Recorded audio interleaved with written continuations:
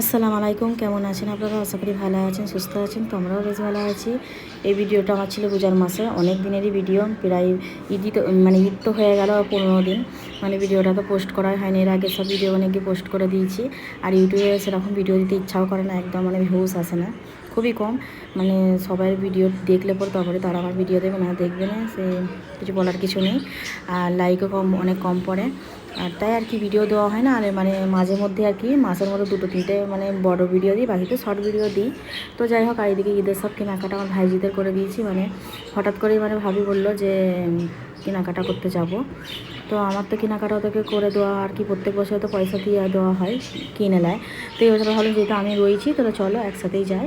আর কাছে পিঠেই কোথাও গেলে পরে আমাদের আশেপাশে যা সব আছে দোকানপাট, সেখানে বললে ভালো সেরকম পাই না, পেলেও দাম বেশি নেয়। 5 থেকে 6 হাজার টাকার মার্কেটিং করলে 3 জনের হয়তো ভালোভাবে হয়ে ওঠাই, বলছে হয় না।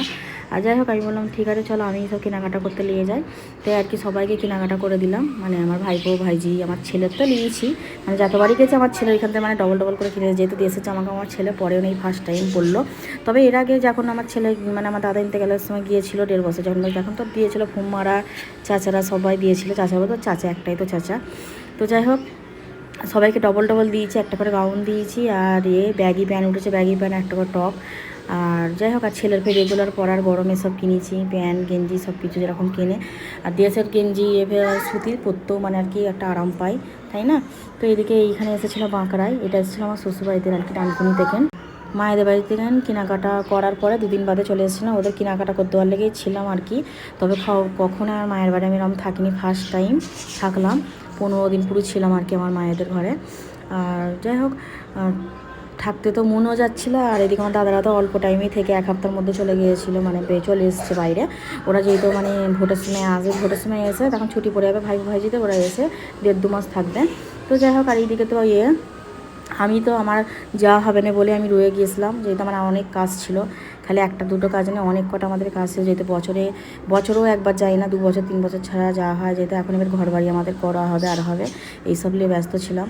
যাই হোক, আর এদিকে বাঁকড়ায় বললাম যে বিরিয়ানি খাওয়ার জন্য বলতে বাঁকড়াটা রান্না রমজান মাসে নাইট পুরো সারা রাত খোলা থাকে। তাই ওর বাবাকে বললাম, আমাদের যেদিকে ডানকুনিতে বাঁকড়া একদমই কাছে, একদম 20 মিনিট, দুর্গাপুর রোড ধরে এসেছি। আর বলে এখানে বিরিয়ানি বানাতে মনে অসাম, কোনো কথাই হবে না, খুবই সুন্দর। যারা বড় বড় বড় বড় বাড়ির যাদের বিয়ে হয়, তারা 1,500, 2,000, 3,000 লোক হলে তারা বাঁকড়া থেকে কিন্তু রান্না নিয়ে যে রান্না করায়। তো যতটা আমি শুনেছি, আমি নিজে জানি না, তো বাবা এটা বলছিল। এদিকে বিরিয়ানি খেলাম, পার্সেল নিয়ে নিলাম আমার শাশুড়ির লোক। আর আমার শাশুড়ি তো রাত্রিবেলা বিরিয়ানি হোক বা মনহারা হোক কিছুই খাবে না, রুটি খায় আমার শাশুড়ি রাতে।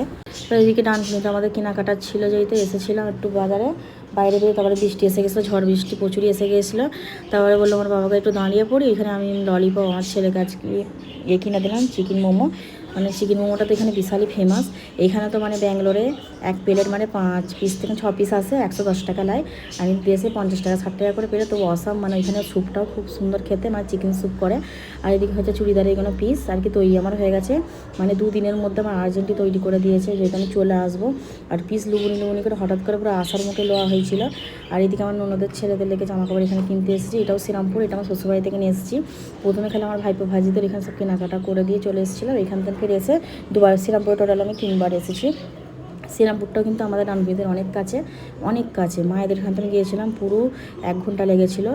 আর যাই হোক, আর এতে করে গিয়েছিলাম পার্সেল একটা টোটো বুক করে গিয়েছিলাম, যেহেতু যাকে বলেছিল গাড়ি, সে বললো যে আমি যাবো না 2 দিন বাদে। আমার যেহেতু তারা ছিল, ওদেরকে বললাম যে টোটো করেই চলে যায়। টোটোবেলারা এসেছিলো বুক করে, তো নিয়ে এসেছিলাম ওদেরকে। আর এদিকে ওর বাবার সঙ্গে এইছি। আর জামাগুলো দেখালাম, জামাগুলো কিন্তু একদমই আমি লিইনি, একদমই অল মডেল। বললাম যে একটু টি-শার্ট টাইপের দেখাও। আর এইটা হচ্ছে পাকিস্তানি স্যুট আমি নিয়েছিলাম, 2টো নিয়েছি। আমার চাচতো যাকে একটা দিলাম, চাচতো যা বলতে আমার চার শ্বশুর, মেয়ে চার শ্বশুরের বউ, ও থাকে হায়দ্রাবাদে। ওর সাথে আমার প্রচুরই ফিল্ড। আর আমার যাকে তো গণপতি পিস, আমাদের ফ্যামিলির প্রত্যেকটা মানুষকে সবাইকে পিস দিয়েছি একটা করে। আর আমার চার শাশুড়ির নিজের বোন বিক্রি করে, খুব সুন্দর সুন্দর ছিল বলে। আর এই পিসগুলো সব আমার, তবে আমার বোনের জন্য নিয়ে এসেছি। তবে একটা দিয়েছি, সবাইকে একটা করে দিয়েছি, ওকেও একটাই দিয়েছি। যাই হোক, যখন বাইরে যাব দেশে যাব, আবার ফের কেনাকাটা হবে। পিস পাওয়া গেল, কিন্তু দেশের মতো এত সুন্দর সুন্দর মানে পিস পাওয়া যায় না, সুতির পিওর কটন আর কি। আর গণপতি পিসগুলো অনেকই বড় বড় কাপড়, যাই হোক তৈরি করে নিয়ে এসেছি ওইভাবে রেগুলার পরার জন্য। আর নাইটিটা তো মানে আমি কিনবো করে আমার মায়ের এখানেও সেরকম আসে না বলে কেনা হয় না। আমার শাশুড়িকে বলা ছিল বলে, আমাদের তো মানে যার থেকে লাই 12 মাসে আমার ননদরা এলে তার থেকে নিয়ে আমার শাশুড়ি কোনো মানে 6টা আর কি নাইটি কিনে রেখেছিলো। যাই হোক পরের নেক্সট ভিডিও কোনো একটা শেয়ার করবো। ভিডিও তো সেরকম তো দেওয়া হয় না। আর আমার দোকান সদা মানে কিচ্ছুই মানে করতে হয় না, যেহেতু আমি যাবার আগেই কিনা মানে করা হয়েছিল ডিমান্ড থেকে বাজারঘাট সব আছে, কিছু কিনা খালি কাঁচা বাজারটাই কেনাকাটা হচ্ছে। আর ওর বাবা তো আসার টাইম হয়ে যায়। হোক আজকের মতন এইটুকুন, আপনারা ভালো থাকবেন, সুস্থ থাকবেন, দেখা হচ্ছে পরে একটা ব্লগে।